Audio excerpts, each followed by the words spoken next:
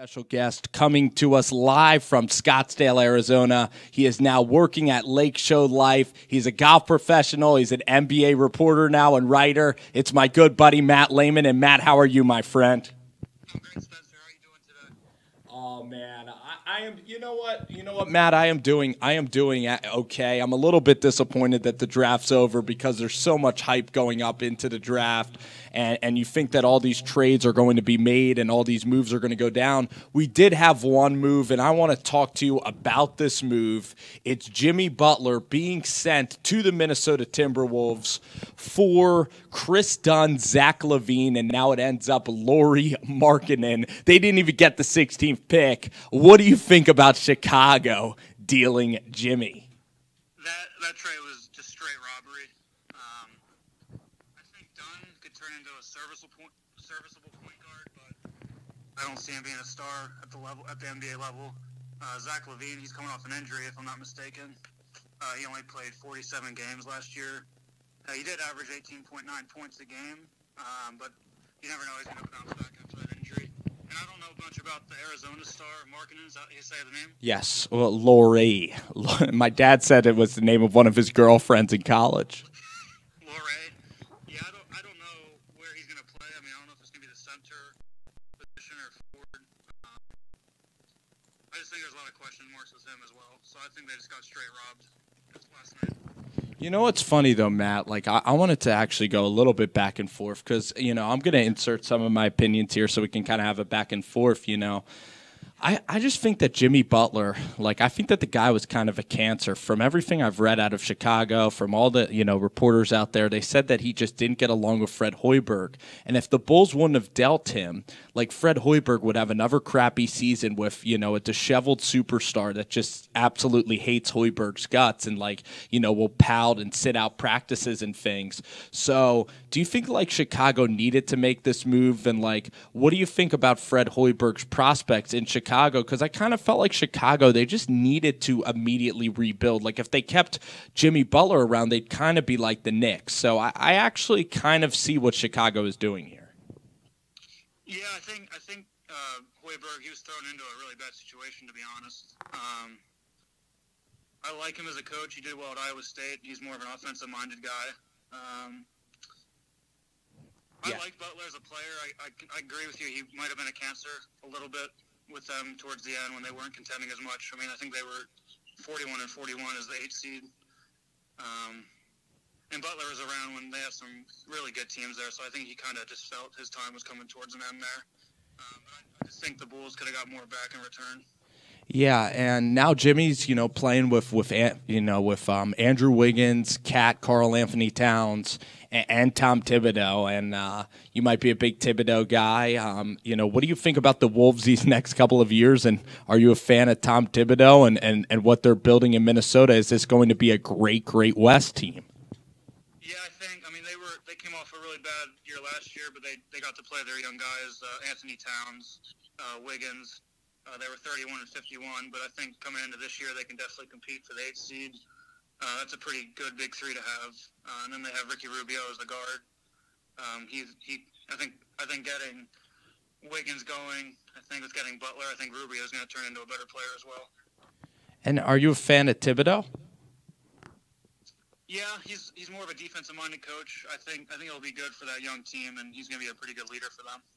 Right. One of your losers, actually, is the Boston Celtics, who grabbed one of my favorite players, Jason Tatum. But why were they one of your losers, Matt?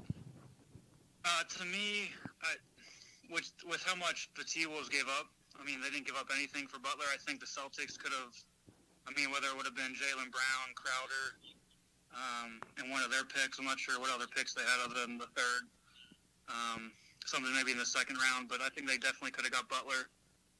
And one or two more stars, and they'll definitely take the Cavs to 7 games next year in the Eastern Conference Finals. Right, and you think if they would have gotten Jimmy, this is a team in Boston that could actually win the conference? Yeah, you have Thomas, you have some other good players there. Even if they would have got Porzingis or tried to get George, I think a player like that, along with Hayward, if they can make that happen, they'll definitely be right there with the Cavaliers, depending on what they do.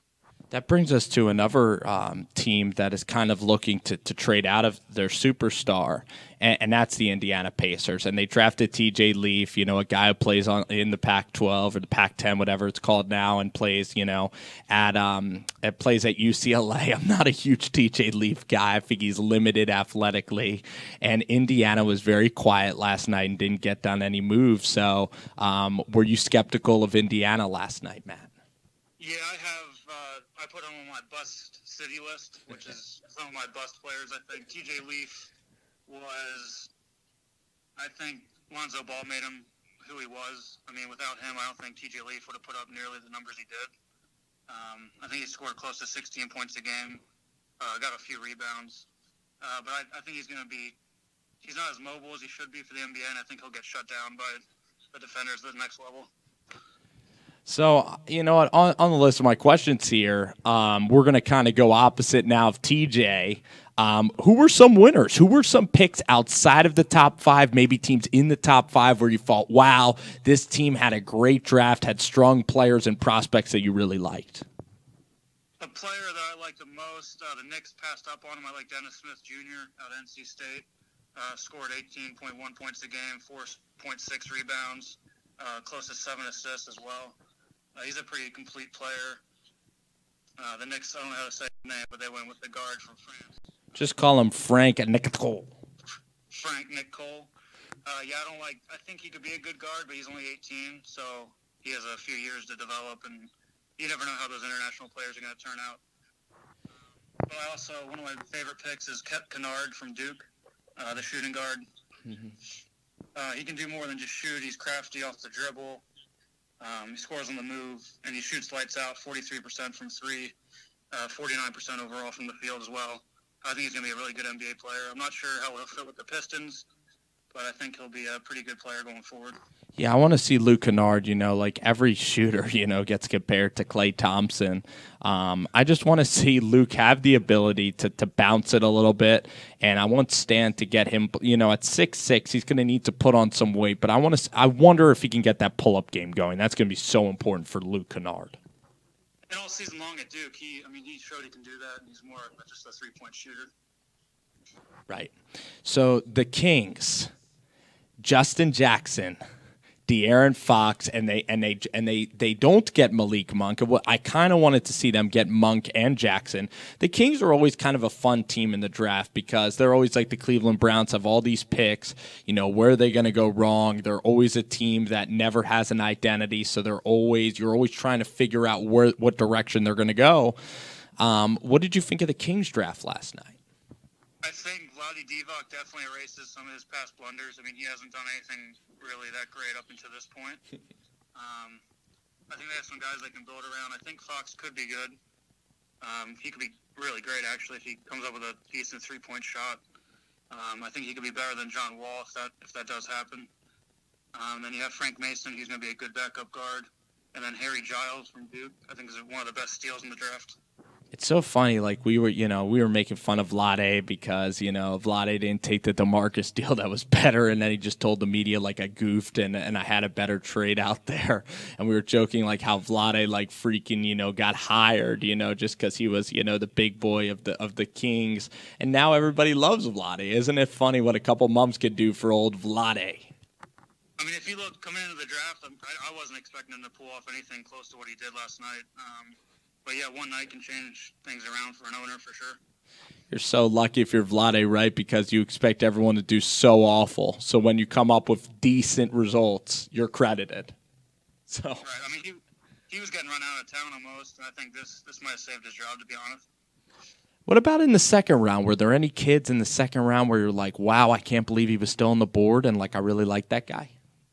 My favorite player second round is Oregon's Dylan Brooks. He's 6'8", 220 pounds, 35 games for Oregon. He scored 16.1 points a game, threw in a couple of rebounds and assists as well.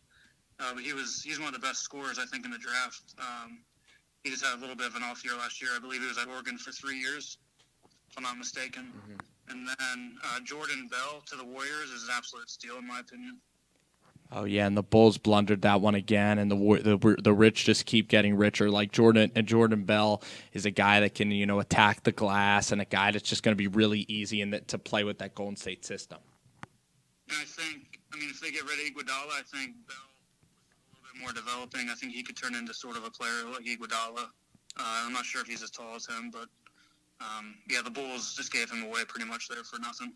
We're talking here with Matt Leaman. He works at Lake Show Life. You could find all of his work there at Lake Show Life. Matty Leaman joins us here for NBA Draft Reaction Special. Speaking of the Lakers and Lake Show Life, Lonzo Ball goes to the Los Angeles Lakers. His dad, LeVar, very outgoing, of course, as we could expect him to be. But on the floor now, you don't have D'Angelo Russell, but you have Clarkson, you have Lonzo Ball, you have Randall, and Nance. I mean, talk about this young core for this Lakers team, your expectations, and you're going the Summer League. So how do you think that this team could gel under Luke Walton this year? Yeah, I think it all starts with Ball. He's definitely going to make players around him better. Russell was more of a shoot-first guard. He didn't really get guys involved in the offense as much as Ball will. And I think it really comes down to in the Summer League if they can develop Kuzma, Hart, and Thomas Bryant from Indiana, the center they picked. I think if just one or two of those guys can develop, I think that the Lakers are definitely back to relevancy starting this year, and I think they could contend for that 8th seed. If things go right and if they can add 1 or 2 players. The Lakers, we were talking about the position that they're in and, possibly moving Randall or Clarkson maybe to the Pacers to try to get George over here this year. I don't know if they have a lot of veteran presence on their team. Still a very young core, as we mentioned. What do you see them doing here with Paul George? And if you were the Lakers, would you stand pat this year, try to clear up more space, and just wait till next summer? Or what are you trying to do if you're the Lakers? Yeah, I mean, I think Magic definitely has to stand pat. I mean, there's nothing – they don't have to get him this year. He said he's going to come and sign with them next year, regardless in the offseason. So if they could give up – I'd say if you can give up Clarkson – maybe Randall. I would stand pat with that offer, and if he doesn't come this season, then you just wait till next season. They'll have more than $60 million cap space, so you can get George and then possibly LeBron. Right. But we'll see. With $60 million in cap space, anything could happen. Lonzo Ball, we know the strengths of his game is passing ability. Are you worried about Lonzo at all developing at this level? I am worried about his father. I think he's going to put a little bit too much pressure on him going into LA. That's a huge atmosphere to be playing in. I think if he can just get the other teammates involved and have a scoring, if he scores second, gets the guys passing, he'll average 7 to 9 assists maybe. And if he can just score, I'd say 10 points a game. I think that'd be pretty good for his first season. We mentioned some of the teams that you disliked, marked under the losers category. Who are some guys you think, wow, that's taking that guy too high, and what guys do you think could be bust from this draft class? Frank from the Knicks point guard.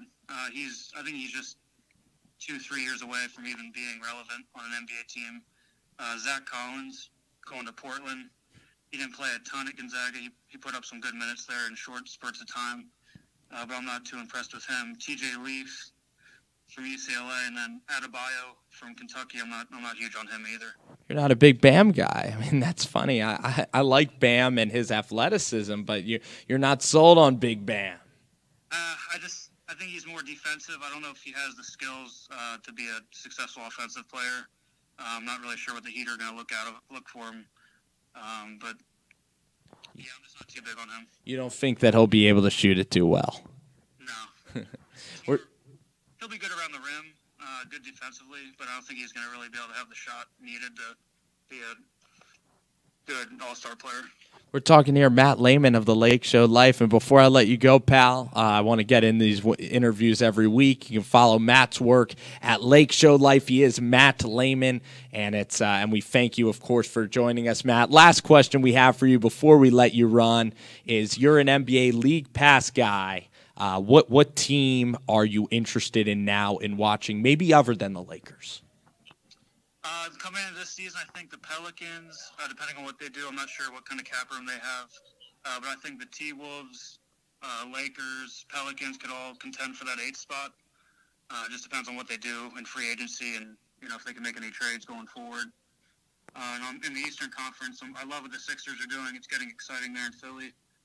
So I'll definitely be tracking them this season, see if they can potentially make the playoffs this year, and see where they go going forward. Absolutely, and that is Matt Leaman of Lake Show Life. Thanks so much, pal. Thanks, man.